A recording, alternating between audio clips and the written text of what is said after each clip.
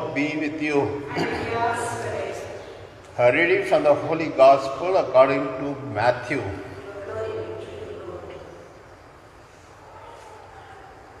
While Jesus was speaking to the people, behold, his mother and his brethren stood outside, asking to speak to him. But he replied to the man who told him, "Who's my mother and who are my brothers?" And stretching out his hand towards his disciples, he said, "Here are my brothers and my sisters and my mother. For whoever does the will of my Father in heaven is my brother, my sister, and my mother." The Gospel of the Lord.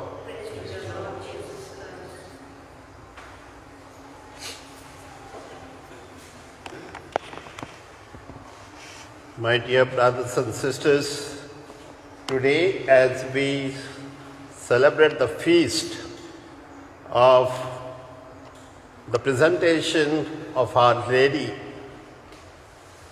we are given this passage from the scriptures, from the book of Matthew, and we have just heard the gospel. And this gospel seems to be a little controversial, mainly because the Protestants tell us, see how Jesus is disregarding his mother, and why you are venerating mother and making her a hero in the scriptures, in the church, or in heaven. My dear brothers and sisters, they have misunderstood the whole reality of Mary.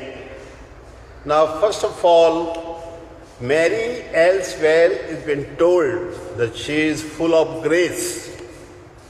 We know that Mary is also the one who is blessed among all women.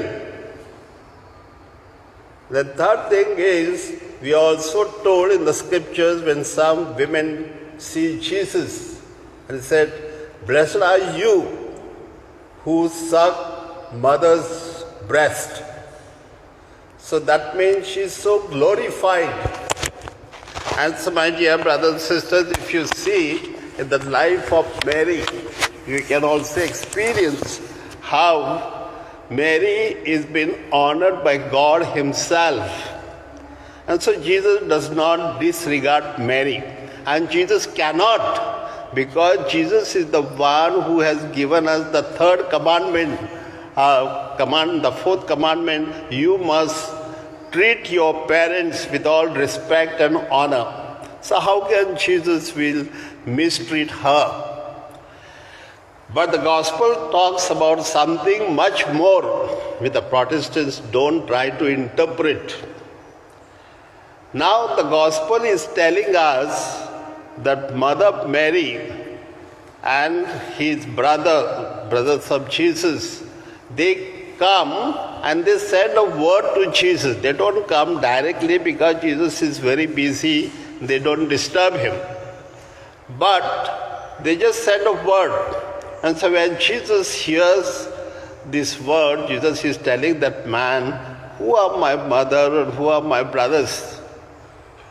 So what he is trying to tell us that, see, look at these people who are listening to the word of God. They are so close to me because they believe in God and listen to the word of God. Now this does not mean that Mary has not listened to the word of God. She is the one who always said, "Thy will be done." So she is the first woman in the whole universe who has done the will of the Father. So she doesn't also been a useless woman as such to be disregarded. But now here we have to go back to the culture of the time. Now the culture of the time is during the Israel's time. They always lived in the clan. Clan means big families. When I also was in United States, there was a family from down south in the black people. And so I asked them, they said there were 150 people in their family, which means it's a clan. So in the time when really Moses had to divide the Holy Land, or the land which was given as the milk, honey and milk to the people, they were put according to the clans. So all the 12 families of Israel, the so-called the families of the son of Jacob, 12 sons of Jacob. So they were living in family setup. So they had a family culture. And God has made a covenant with them.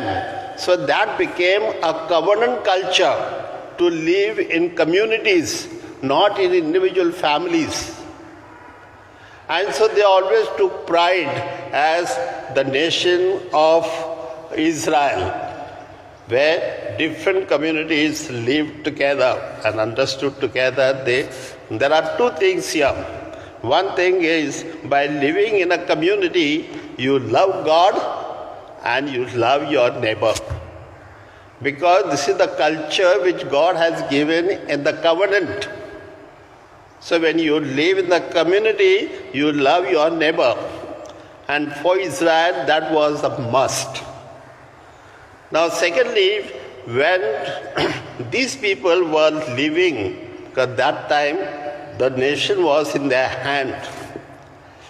Now slowly at the time of Jesus, when the Romans started overpowering this Israel, that time they laid lot of taxes.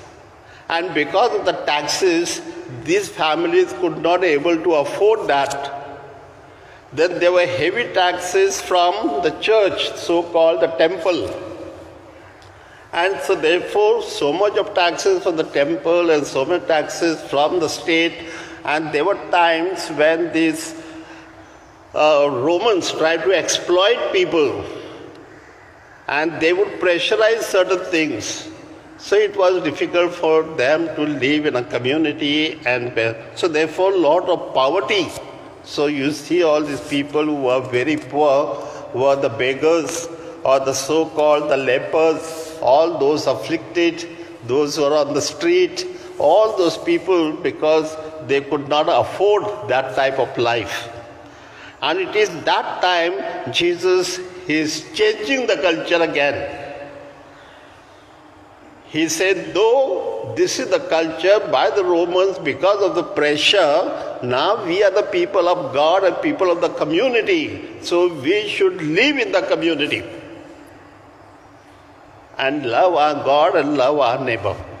And with that intention, Jesus is talking to these people, and especially he is stretching out his hand to the apostles. That means these apostles are the family of God. And that means this family belongs to the new culture of Christianity. So the Christians are to live together as a community.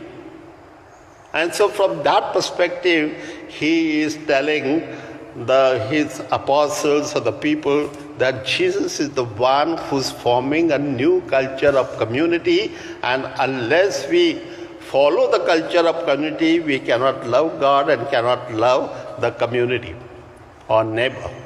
And from that perspective, he's addressing, and so he meant to say that Mary also, who's a part of that covenant, because God himself has talked to her and she has responded positively to God's will. And because of that, the Son of Man is born. So we can always think of Mary as a big example to the church and the model of the church.